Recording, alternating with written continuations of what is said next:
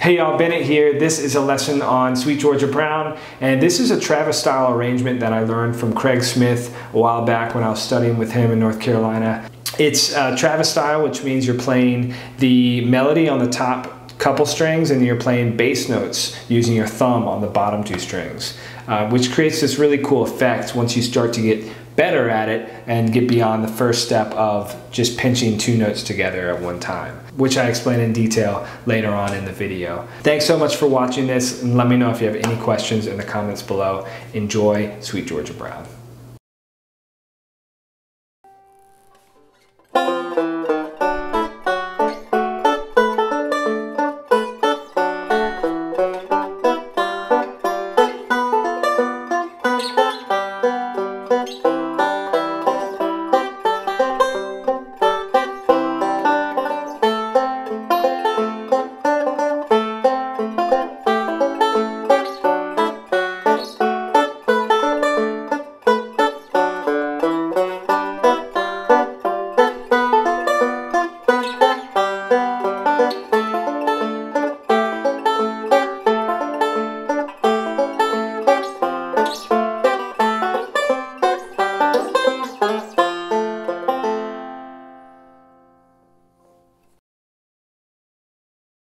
One, two, three, four, one.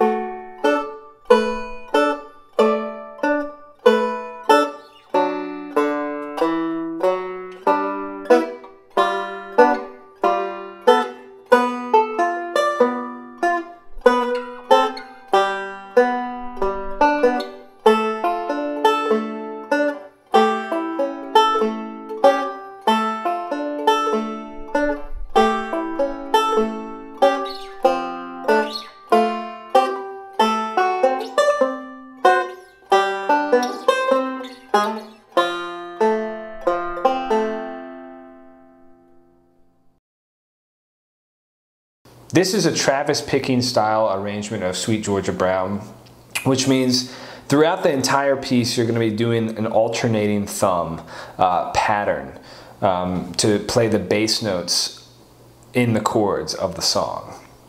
So it's a fully chordal arrangement as you've seen. The main thing to get down first is where do these melodies lie on the top two strings. That's basically where I'm playing all of the melody notes, and then the bottom two strings, the third and the fourth string, are where I'm playing the bass notes.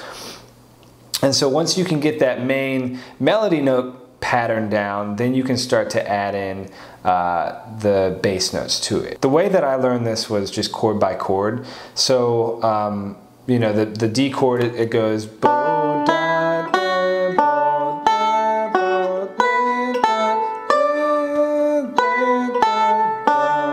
that's the melody that I'm doing, and that's actually the position that I'm playing the chord melody out of as well. So you're starting down in this lower D position. Of course, I'm playing this main D shape down here. You know, and that's what it sounds like with the thumb put in there, but you want to just focus on getting that main melody first.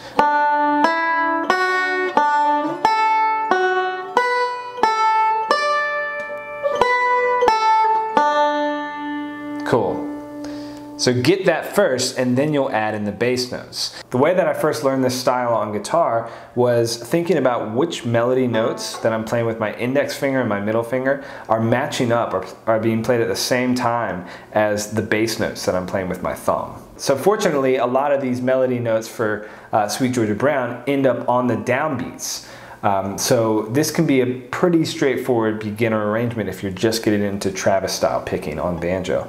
So you can play those two together, 4th string and 2nd string, and then you can play the next ones together, because it goes 1, 2, 3, 4, like that. So I'm going 4, 2, 4, 2. So we've got this.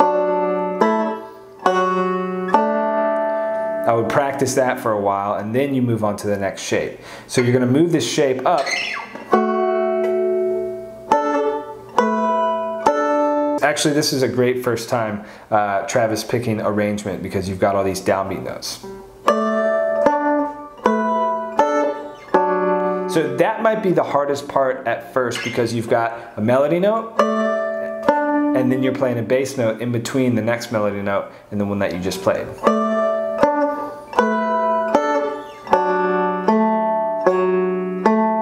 And then in the arrangement, I do a walk up to the G chord.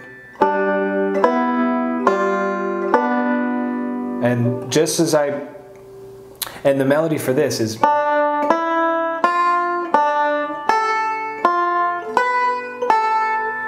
I actually play that A here in this G9 position, but I'll show you that in a second. And then, okay, so doing that with the chord, it's the same thing as before. You're basically pinching all of these notes at the same time. This is a weird position that you might have to practice for a bit.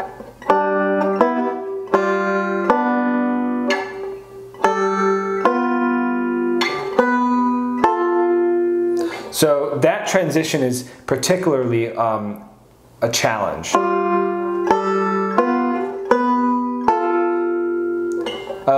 What I'm doing, and this is a shifting tip, so what I'm doing is I'm basically moving my index finger into a bar as I move up, and then my ring finger and my middle finger kind of move down into this position together to get that position. And then this is the first time that you're doing a melody note outside of the kind of downbeat box that we've been playing in. So it's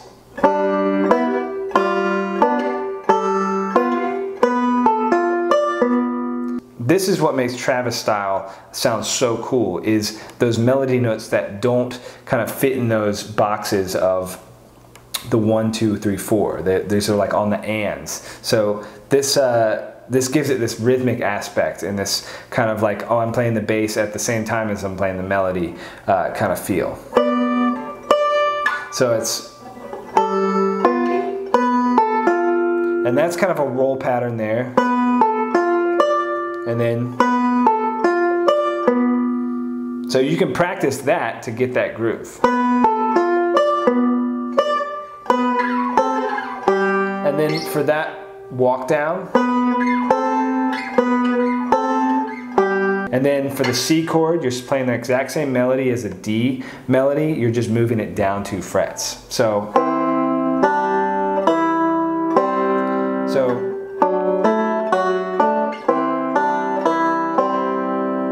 you know, it's all pinches in that, all downbeats.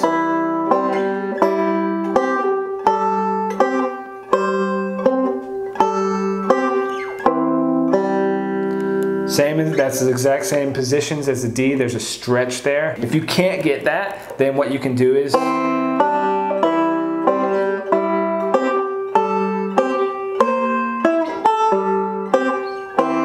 you can go up into the C7th shape, because that's really what the chord is it's a C7th chord. So that's with the bar on the 9th fret, on the 8th fret, sorry, and then middle finger on the 9th fret, 3rd string, and then pinky on the bottom. I kind of like that more anyways, but anyways, that's a solution for if you really can't nail down that stretch.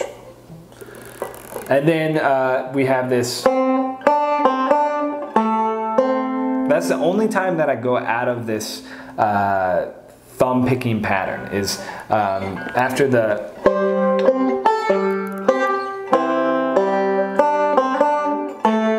to have that melody kind of shine through a little bit more than if it would be with the thumb picking pattern.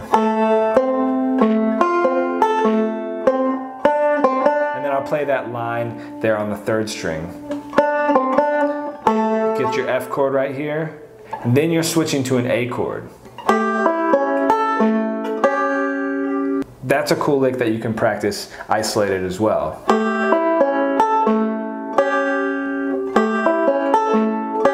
And then you're going back to your D chord. So maybe you noticed, maybe you didn't notice that you can break up your practice into different chords. So you've got the D one.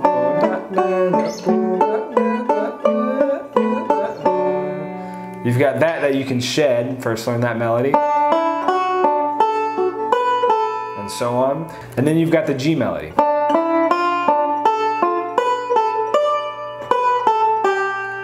And then C. And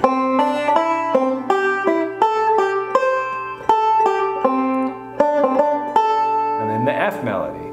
So the chords are D, G, C, F.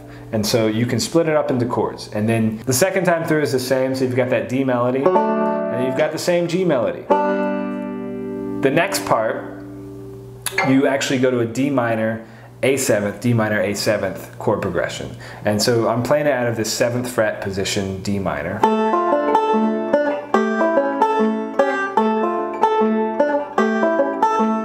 And it's a really basic roll pattern. You know, I'm doing a pinch, but that pinch is starting the roll pattern. So I'm doing thumb and middle together, and then index on the 2nd string, and then thumb on the 3rd string. And then ending up with my middle on the 1st.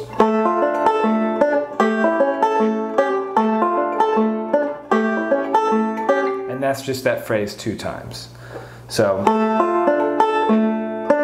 that's a D minor chord, and then A is the same roll pattern. There's a little bit extra in there. It's not the same exact thing as the D minor one, but it's very similar. So you can practice that, you know, take it chord by chord, practice the D minor, practice the A, and then piece it together. And then this next part is probably the most challenging part because it jumps around a bunch, but it's so all pinched together. It's just about chord positions here, because technically in the right hand it's not super hard. And then you're switching to a D7th. So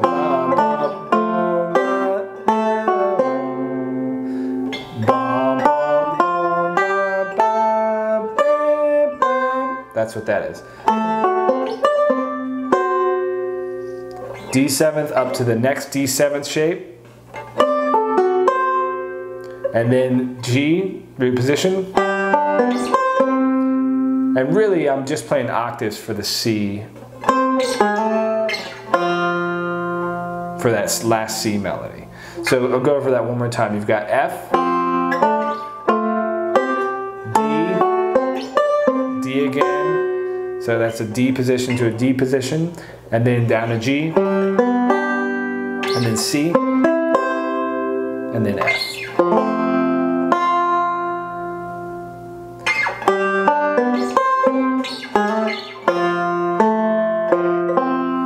Starts over. And a cool thing about Travis picking is you can do this basic version just playing the downbeats like I went over, but you might have noticed in the faster version of this tune I was doing a bit more embellishing with the rhythm. So once you get that basic version down and you can groove pretty well with it, practice it with the metronome, then you can start to embellish those rhythms. So you can go